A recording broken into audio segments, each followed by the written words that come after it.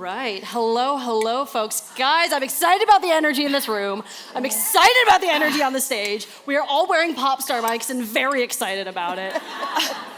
Thank you all for being here at the Power Women Summit. We are so excited to have you. We are excited to have you ladies on our roundtable. And the fact that we are at the Power Women Summit. Kathryn, I want to start with you because you famously love working with powerful women. You famously love powerful women. I do. You do. And you just worked with a whole bunch of them on Agatha all along. Yeah. Yes, please for everybody. A coven, as it were, of powerful women. An incredible coven. I feel like as a viewer, I can always kind of tell when things are helmed by women. I can always, I'll hear a line and I'll be like, a woman wrote that. That's real. That sounds like something we would say. Yeah. So I want to know from your perspective as an actress when you're on set, what kind of vibe shift happens when you have a show like Agatha? It is female-led. Your showrunner is Jack Schaefer, who's incredible. Mary Lovato's executive producer. Your whole cast. Tell me how that changes things for you. It's interesting because I feel really blessed that for most of this, at least chapter of my career that has happened like since having kids, weirdly, has been like, I know, it's like when they tell you it's not gonna happen, that's like when I've started getting the most like nourishing work. I've had the pleasure of working with mostly women writers, directors, and there is a shift that happens where it just feels like the whole of you is wanted to be brought to the table. And I'm speaking in crazy generalizations because there's a lot of men that have feminine, that come to it with a more female point of view or female energy. But there is something a little less black and white or binary about working with a woman. Like there is not only expected but encouraged a complexity. So that and like an allowance, and so that feels, I guess, would be the thing that feels different. And also like there's not a safety and just an emotional safety, especially being with a group of women. Like that coven in particular, it was like vibrating, like it was buzzing. So you could hear our cackles from a long way away. Well, and you talk about the whole of you being brought to this project, and that is especially true for you. You got to do so much in Agatha all along. You got to be this messy witch who's like chaotic at one point, masking her real emotions at various others. Like you really kind of got an embarrassment of riches in terms of what you got to do with the character, which started as just like a side character, an incredible side character in WandaVision. Yeah, I mean, that's Jack Schaefer, our incredible writer, who also wrote WandaVision.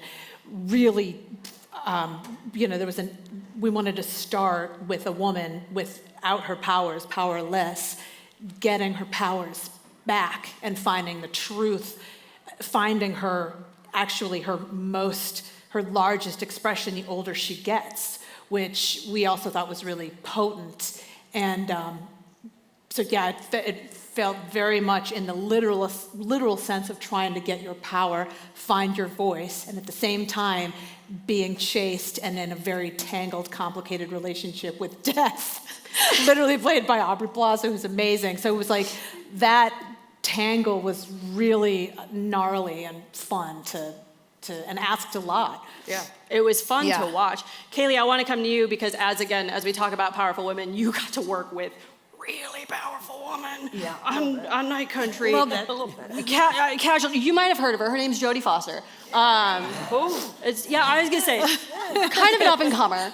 But I would really love to know what that's like going toe to toe with a legend like that, especially as you start pivoting into acting. I mean, she's Jodie. I almost swore Foster. But talk to me about going toe-to-toe with her. What kind of leadership did she bring, and what kind of experience did you take from? I mean, first and foremost, just being a fan. Yeah. Being a fan of her work and not even knowing that I'd end up in the same industry as her, because that was not in my thoughts. I thought it was going to, be just a normal person. That didn't happen. So when Jodie Foster walked in the room, it was, I was nervous as hell, but she had this warm embrace of, I'm just so excited to be here and learn everybody's process and what your perspective is. What's the best way we can tell this story? I mean, she wears so many hats as far as being a director, an artist, a mom, a friend, of everything. So she brought all that to the table. It wasn't you're the student, I'm the teacher, I've been here, you just got here. She was just so excited to tell this story, and she's very particular on what work she does. So the fact that she chose this project, and I was her partner in this, and we were all partners in trying to just tell the best story. It was a great, I mean, we laughed, we cried, we talked about so many different things, but mostly we laughed on, we're in, I'm sure you guys seen the show, but like there's some serious scenes in there where she's like cussing my character out, and in between we're getting yelled at by Issa, like, well, shooting racial, like, okay, sorry. But it was, and just the collaboration to see her work with Issa and see her put her director's hat on, have these ideas and have, well, that wasn't the best idea, we can make this better. It was a great experience. I mean, I couldn't ask for anything better, and especially this being my third job. So that was amazing. Casual. That was amazing. I mean, it's incredible. Well, and I want to talk about that too. You mentioned it being your third job. Obviously, you come from the boxing world, and this is kind of broad here, but one thing I'm really curious about, I actually started boxing myself earlier this year. I should say boxing with a bag. I'm afraid to take a punch. I'm not at that level yet. But what I have found is that there's a really particular rhythm that you need to get into with boxing. There's a really, it's a physical thing. And I'm kind of curious how that translated for you for acting. Do you have to find your own rhythm that way? Is there a physical I mean, yes, there's a physical element to it, but how do you kind of find your rhythm in there? Well, through life, not even just boxing, I've always I admire people who are successful at what they do, no matter what they do. So I admire, and I usually take the information and make it work for myself. If there's something that somebody accomplished, and I'm like, I want to do that. I don't want to imitate them. I just want to take the bits and pieces and find out how it works for me. So that's exactly what I did with boxing and then transition to acting. I can watch a movie, I'm a fan of movies, but I didn't go to school, I don't have any formal training, so I just really absorbed everything and made it work for me. I just need to know a goal. What is the goal? It's to get this scene, it's to tell the story, it's to win the fight. So I just translated that right into it. With fighting, you have to prep. Prep is everything. With acting, with telling stories, prep is everything. The more information you have, the better. So just really, my prep was, I love creating backstories I didn't know about my characters. That is my prep. That is my hitting the bag. That is my jump rope. That is my sparring. So I really just took that prep in what I know as the fight world is just, you don't really know what the fight's going to be like until the bell rings. I really don't know what it's going to be like to work with other actors until the camera goes on. So as long as I'm good and I have my prep, I go in there, and then if it's not anything like I thought it was going to be, I got to be flexible and be on my toes to be able to kind of, just adjust. And if I have my backstory, my prep, I got this. So exactly what it is. So awesome. Well, and Judith, I want to come to you because you've been in this industry a long time. You've done a bunch. And you're still doing a bunch right now. I just want to know, are you sleeping? Are you getting any free time to relax a little bit? No. That's okay. That's okay, as long as you love what you do. I want to talk about the element of who you work with, right? Because we've talked about working with people like Jodie Foster, people you admire. Obviously, Kathryn got to work with just a bunch of friends. You get to work with a longtime friend now, before, in Billy Crystal. I want to know, we got really emotional really quickly, but I want to know what this experience has been for you. When you know someone so long, you have this comfort level with them. How does that change things for you when you step onto a set? Because you, just like you just said, you never know what's going to happen. When the bell rings, you don't know what it's going to be. So even though you know somebody for a long time and you're friends, you still don't know what's going to happen when you get in there. And so when we were doing this, things started to happen that we weren't even really aware of. But the consistency of the relating underneath was so comfortable. And there were so many things, and as you'll see as the episodes go on, they're not, you can't binge it yet. There's only 7, I think, that have dropped. And you don't really find out what's happened in this show before that I did for Apple with Billy Crystal. And you find out at the end, and then you begin to see how problematic it could have been, but because you're with someone that you know and you love and there's comfort in that, you actually can have this incredible freedom. I mean, like Kathryn and I have worked together, and it's like such a joy when you, over time, when you know somebody and you have that kind of relating with them, that there's an intimacy that is not comfortable where you don't express and really push yourself. But because there is comfort, you can go farther. You can push yourself into a different place with that person. And we came to really love each other in a very deep way. Our friendship expanded because of this. I love that for you. One thing I also want to ask, again, I want to go a little broad here, because another project you have out right now on Disney Plus, it's a movie called Out of My Mind. It is such a sweet film, and in it, you play a character who is just delightful. I was telling you earlier, you remind me of a neighbor that I have, that I talk to every single time I walk my dog, but she's a real champion for our lead character, Melody. She's a real, she's a cheerleader, she just wants the best for her. And I'm curious if you don't have to name names, but have you had that someone in the industry for you? Have you had someone that's been a cheerleader throughout your career, maybe multiple people? Have you had someone have your back like that?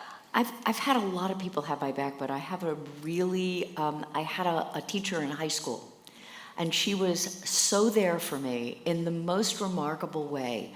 And I don't even know, it was almost as though like my guardian angel had come down into the form of Ruth Strand, and she just really took care of me. And I kept saying, I wanted to be in this business. She said, it's really gonna be hard. It's really gonna be, you.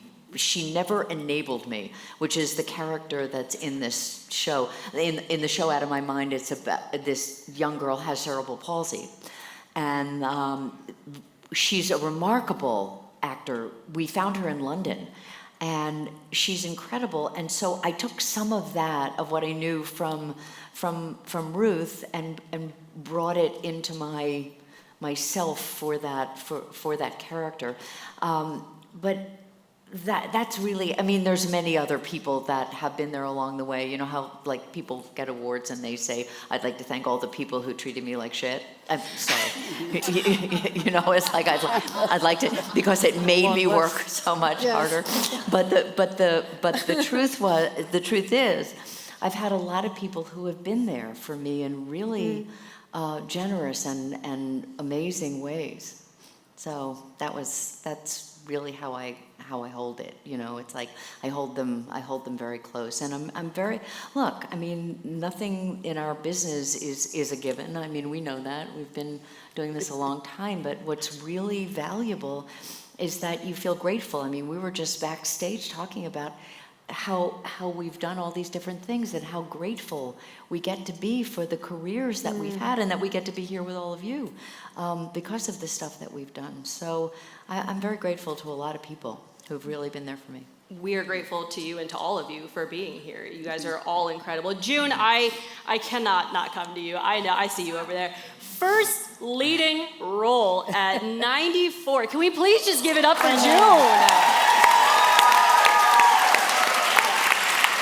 Totally. Just Incredible. such an incredible film. In case you haven't seen it, it's called Velma. Please watch it. It's delightful. It's like Mission Impossible, but led by June Squibb, which is just inarguably cooler. I'm sorry. I'm not going to... But I want to know, it's been a long time coming for your first leading role, and I just want to know, how was the experience for you? You have so much, a lot of people are thrust into their first leads, and they're a little bit newer, but you have so much experience behind you, and I want to know how that impacted this for you. Very little, really. No, I keep saying, I did the same preparation. I went into it the same way, with the same nerves, first day. And, it didn't seem to me that strange. And also, I have to admit that I think every role I've ever done, I assumed was the most important in the film. I don't think I've ever done the smallest role was the most important thing in that film. And that's how I've, gone through my career. So it didn't seem that strange to me. It was fun. Yeah. And, all at once you're number one, and that's different. It is different. But I don't know. It didn't hit me, really, Well, when you are number one on the call sheet like that, I'm curious for you, when you step onto set, what is the vibe that you want to set, right? Because when you're number one on the call sheet, it's kind of up to you to be the leader, to set the tone, to set the vibes, to make sure that everyone's just feeling good. You don't have to control everything, but you really kind of have to set the mood. Yeah. So how did you approach that? What was the most important thing for you? I think just being on time and knowing my lines. Right. That's simple. I mean, Get back to the thought, you know, basics. if I know my lines at my age, then by God, they can know their lines. Absolutely. Well, Right? June, you and Kathryn have something in common. If memory serves, you both came up through the Cleveland Playhouse early on in your Yes, career. Yes. We've got some Midwesterners up here, guys. That's why they're all so nice. But I would be interested from both of you, and Kathryn, I'll start with you. I would be interested in how that impacted your career, right? Because personally, I believe the Midwest is a little bit overlooked. Biased, but whatever. I mean, yes. So grew up in Cleveland. I knew there was no. Is there a Clevelander in the house? Yes. Woo! Oh, wow. There was no option. I don't know if you got. You're different, but like in terms of starting later, which I have so many questions about how that pivot happened. Okay. But I knew from like the second, I feel like I was in kindergarten that this is what I wanted to do. And the Cleveland Playhouse was always this like beacon downtown. And for me, it was because there was a rep company.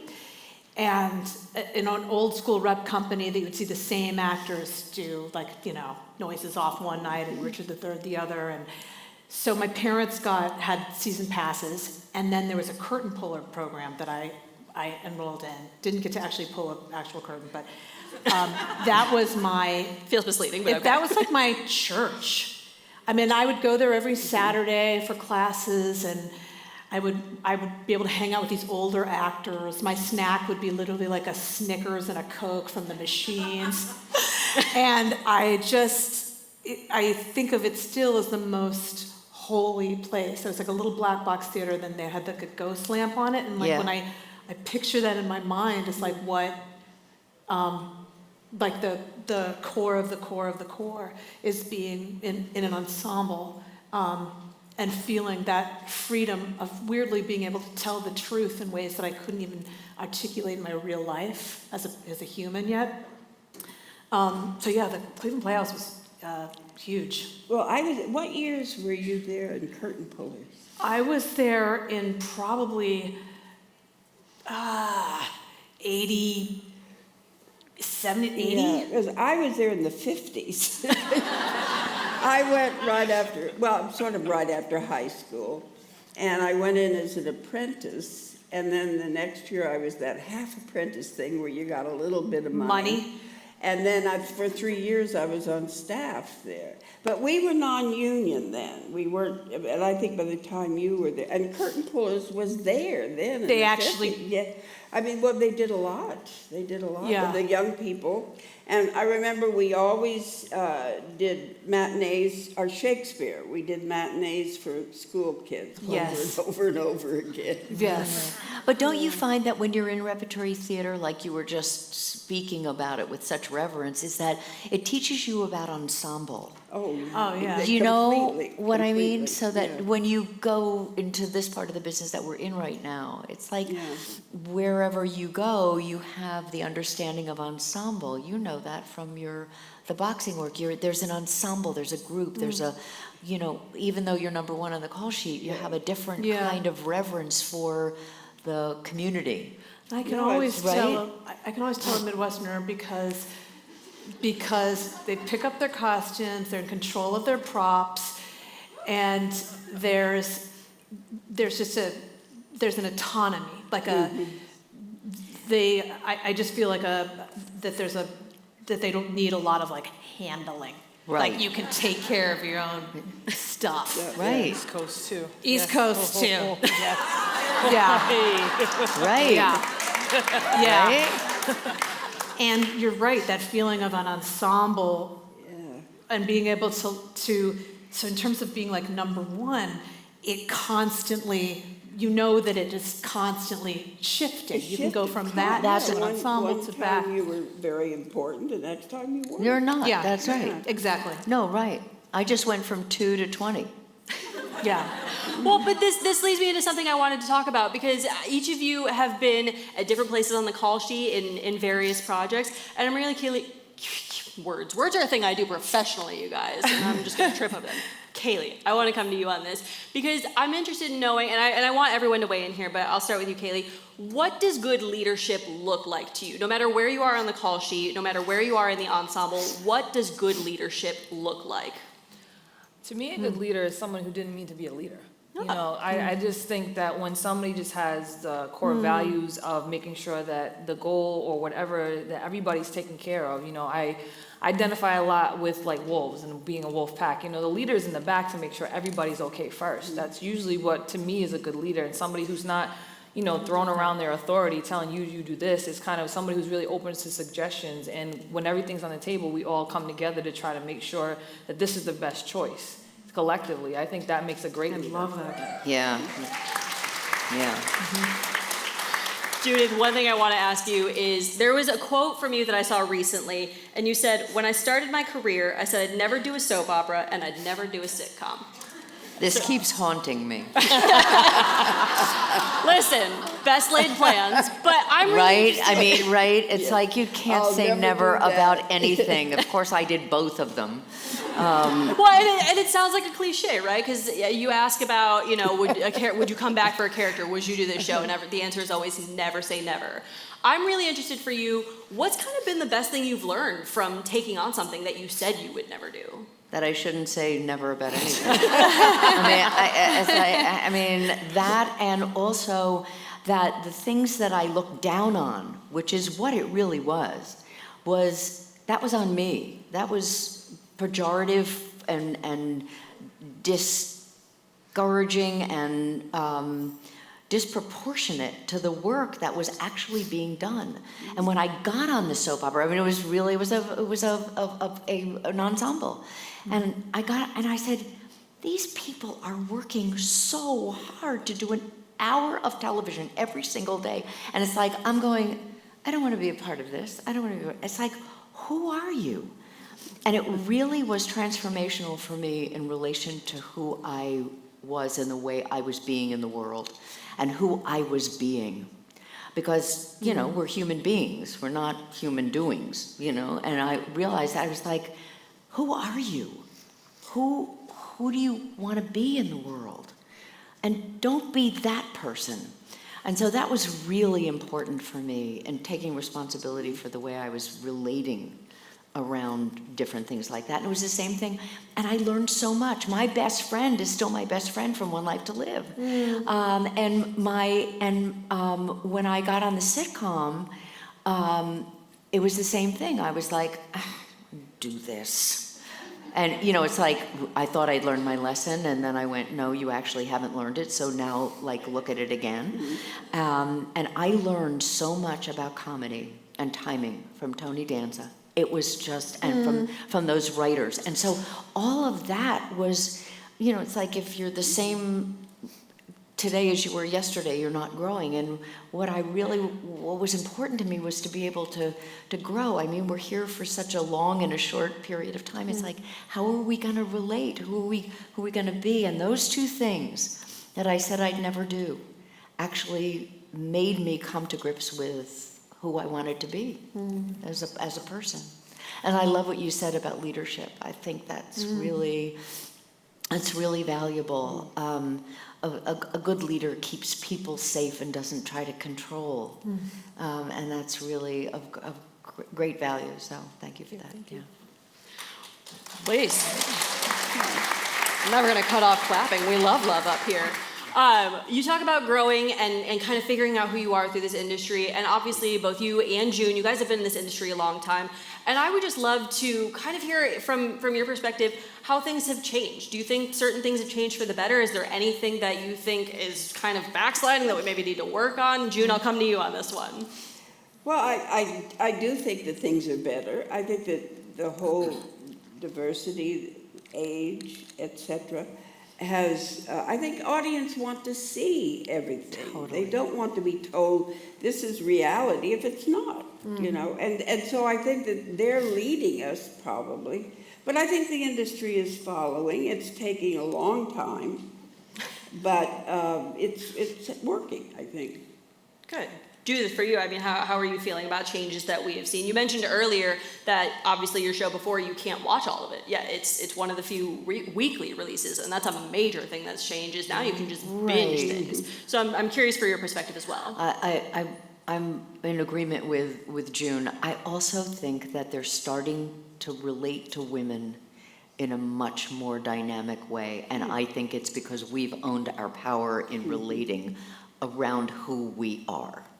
And instead of just stepping back and saying, oh, that's okay, okay, so I'm not getting those parts or those parts, and the same with age, it's like, no, we are here and we are a force, we are to be reckoned with. And you will, it's like, and there's this great line from Death of a Salesman. When Linda says to her boys, she says, she's talking about her husband in this beautiful play called Death of a Salesman, and she says, attention must be paid. And I think that's who we are now. It's like attention must be paid. People want to see people of our ages and diversities because it is the world. And finally, the industry is really, they're not catching up with us. They're listening. They're listening, and they're paying attention, and it's about time. And that's one thing I love as a viewer, is it feels like, especially female characters, they're allowed to be more things now. I mean, Kathryn, we mentioned at the top of this, Agatha got to be everything. And characters in general, they're allowed to be messy and chaotic and fun and still figuring their things out. And Kaylee, obviously you got to work with that on Night Country. What does that mean to you as an actress, to be able to really finally get into these nuances and these layers and put them on screen for people? Well, for me, being a East Coast, Cape Verdean, indigenous two-spirit woman, I did not grow up seeing my face. The first time I saw felt seen was Edward Scissorhands, because he was so damn different. You know what I mean? I have him tattooed on my leg. That was the first time. Like, he just wants to be part of the community. They think he's so different, but when he can provide for them, they want to be like this, and like, oh no, he has scissors for hands. So, but there was a whole thing.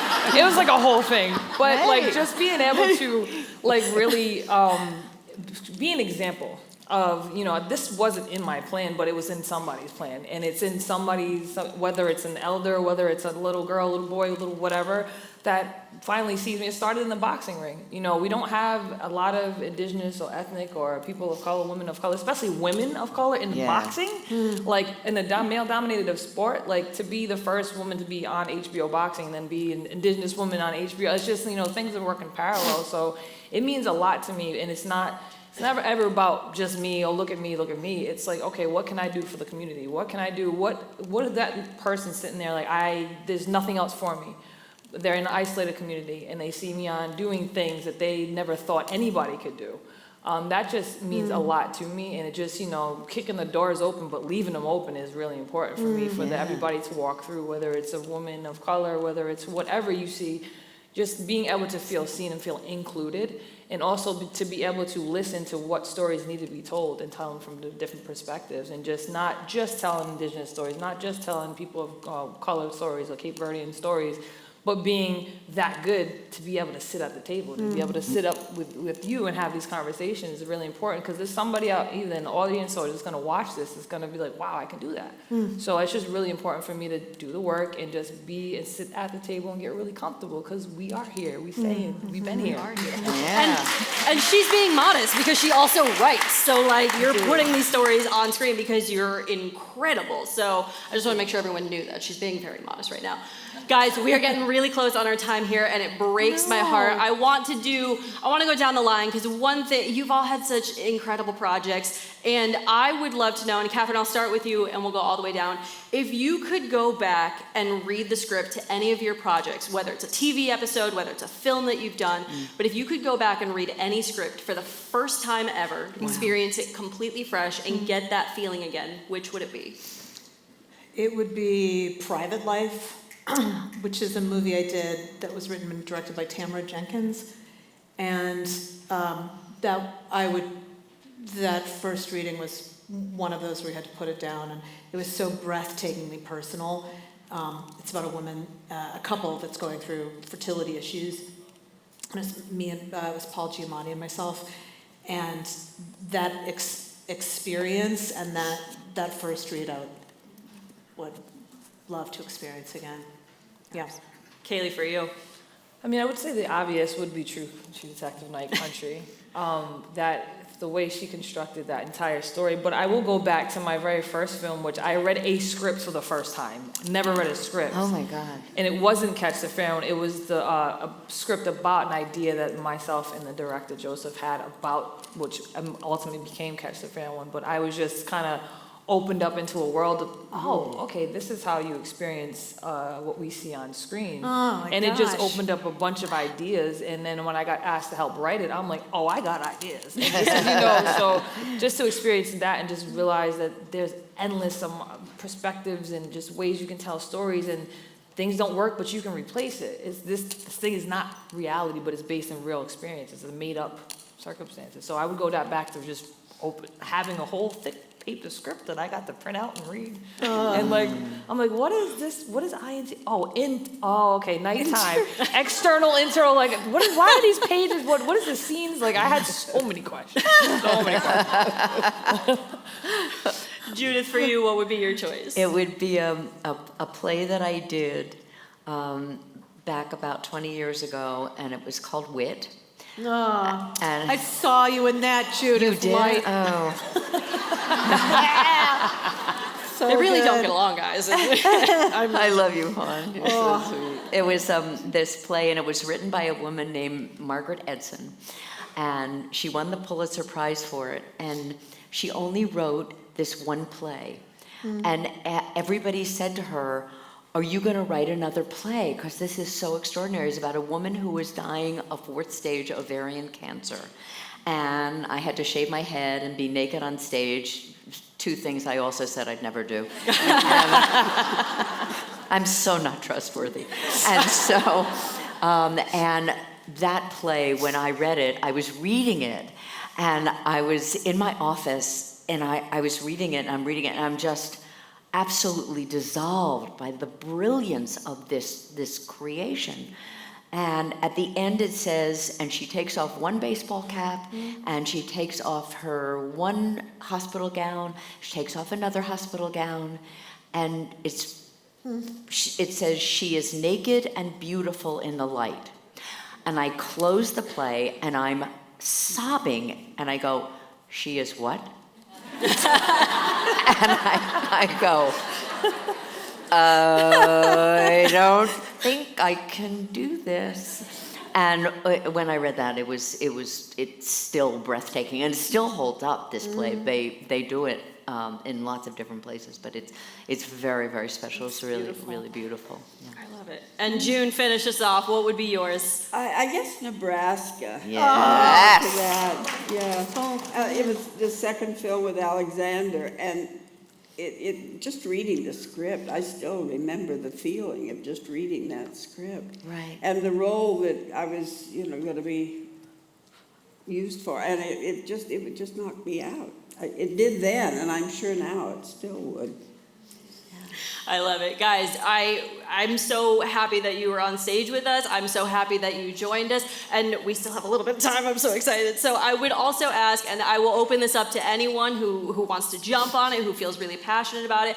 Obviously, we have a bunch of incredible women in this room who all want to do different things with their lives. Maybe they all want to do similar things. I would just, as a human being, what is a piece of advice that you would like to offer the folks here? And anyone who wants it. I have 2 quick pieces that come to mind. When you're in doubt, don't. Yes. Right. And that I wish that I could go back to my younger self and not give a shit so much about whatever anyone else would think. Yep. And really, really trust in your own voice, your beautiful face, your beautiful body, your beautiful selves, because that's actually your superpower. It's not. Yes. Yeah. Anybody else? Any parting words? I don't want to cut anyone off here. Yeah. You just find out who you are and go with it. Yep. Yeah. Absolutely. I would say, remember that if you choose this business, that this is a service business. that whatever you do, whatever stories you're telling, whatever people you're working with, you are in service to them and to the people who are going to get to see it. So that's number one for Light, for this work and for life. And also to be grateful. It's so important to be grateful. You know, sometimes we look at things and we say, oh God, how come I'm not doing that? Or why am I not? Comparing yourself is absolute nonsense. Thoroughbred horse runs its own race. Just keep yourself in your own lane. But gratitude, I think, is really, really important. You stay in your own lane, there's no traffic, right? That's right, baby. That's right. Well, on that note, guys, we are grateful to you. Ladies, we are grateful to every single one of you. Thank you for joining us today. Thank you. So Thank much. you. A pleasure. Give it up.